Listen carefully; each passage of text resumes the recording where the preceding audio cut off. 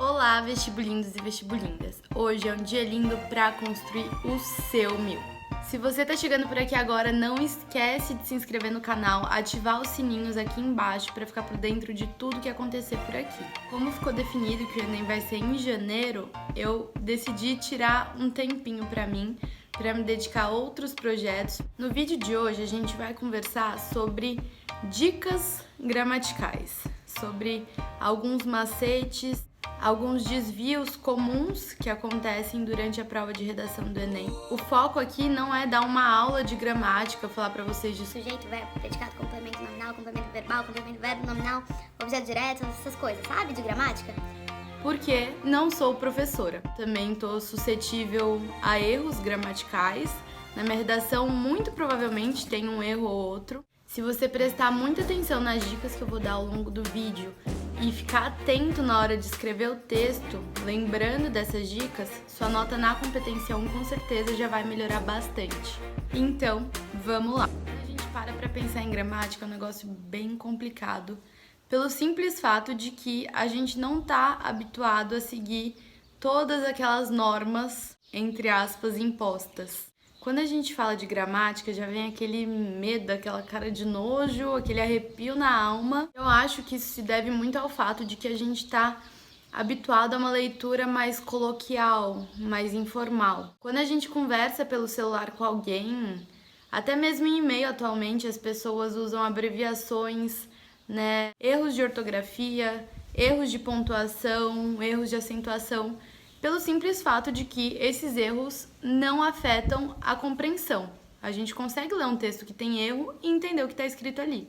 Mas o corretor da banca do Enem não quer que você erre. Ele quer que você escreva um texto formal. Então tem sim que seguir as normas impostas pela gramática. É importante ter contato com conteúdos mais cabeça, com conteúdos mais formais, né? Que utilizem essa linguagem mais formal. Pode ser em uma revista, pode ser em um jornal, em sites e até mesmo em redações de nota máxima. Lembrando que essas redações nem sempre vão ter, assim, 100% de escrita correta. Quando você é criança, você aprende a andar porque você vê as pessoas andando. Você aprende pela imitação, a gente vai imitando o que os outros vão fazendo. Então, quando você acaba lendo redações de excelência, textos jornalísticos, acaba que você vai imitando aquilo até fazer parte da sua escrita também. Eu, particularmente, não era excelente em gramática e tirei 1000. Eu tinha, assim, um pavorzinho, sabe, do conteúdo. Toda vez que o professor de gramática entrava na sala, eu já ficava, sério?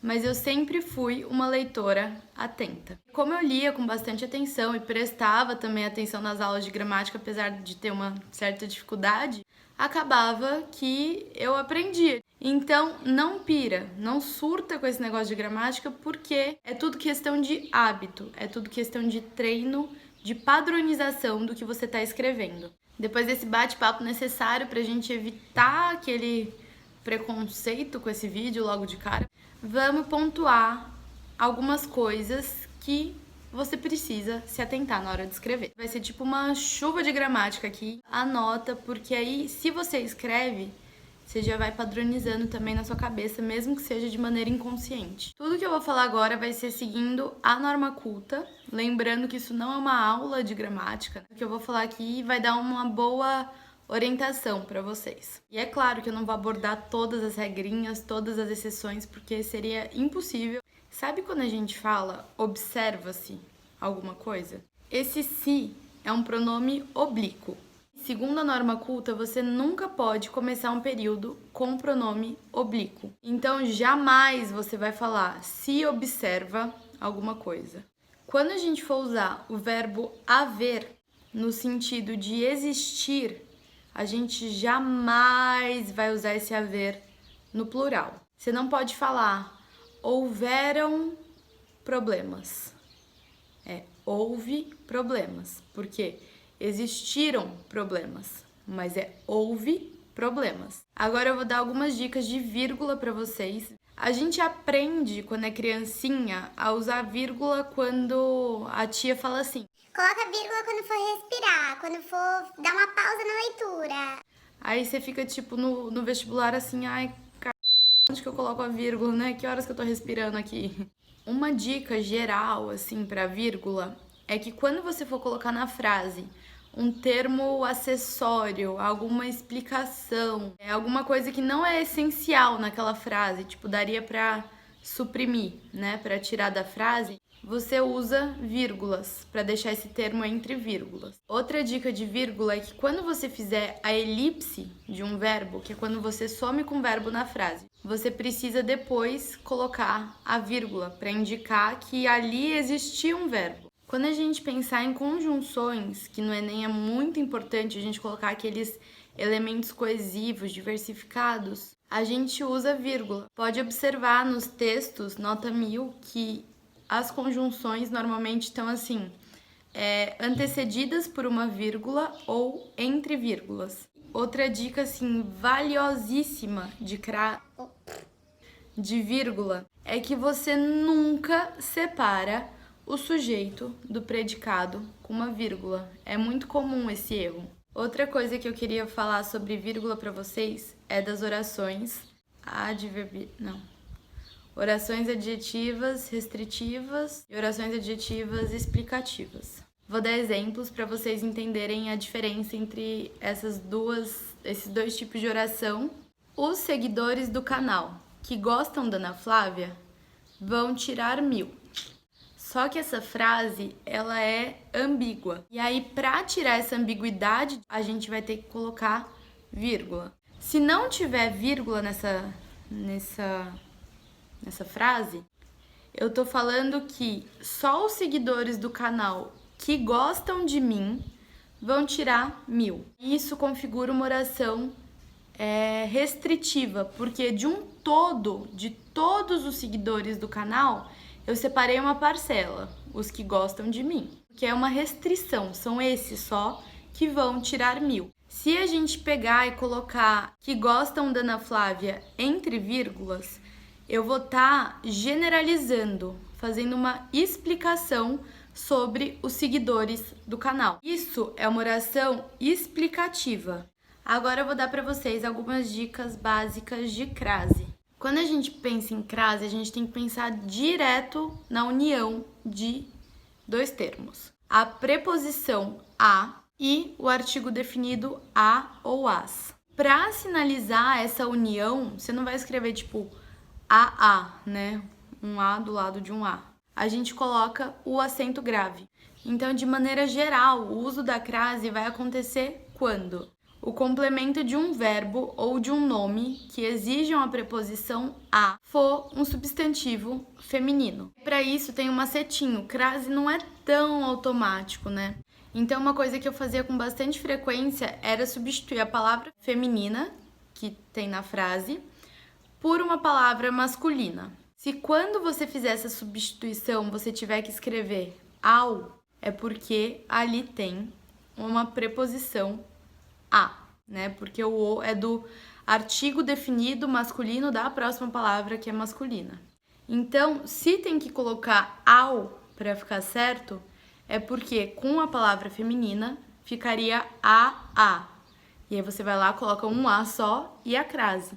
Um problema muito comum do uso da crase é exatamente usar quando não precisa. Então a gente não vai usar crase quando esse a for antes de verbos, antes de pronome pessoal, e aqui vale lembrar que inclusive se esse pronome pessoal for feminino, por exemplo, ela, e antes de palavras masculinas. Agora, para dar mais algumas diquinhas de gramática, vamos esclarecer os porquês. Quando a gente coloca porquê separado, a gente vai fazer uma pergunta. Então, porquê, tananã, interrogação. Esse porquê junto vai ser utilizado nas respostas. Quando for o porquê com circunflexo e separado, vai ser para perguntas feitas no final da frase. E aí, porquê tudo junto com circunflexo vai ser usado na frase como um substantivo. Então é quando você fala, não entendi o porquê disso ter acontecido.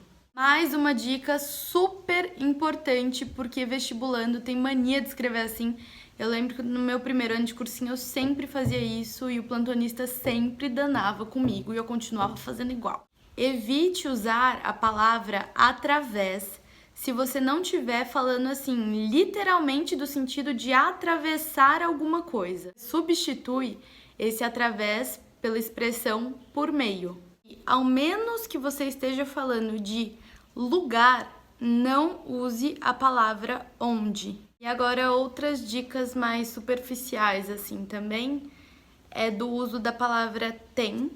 Ele tem, sem circunflexo.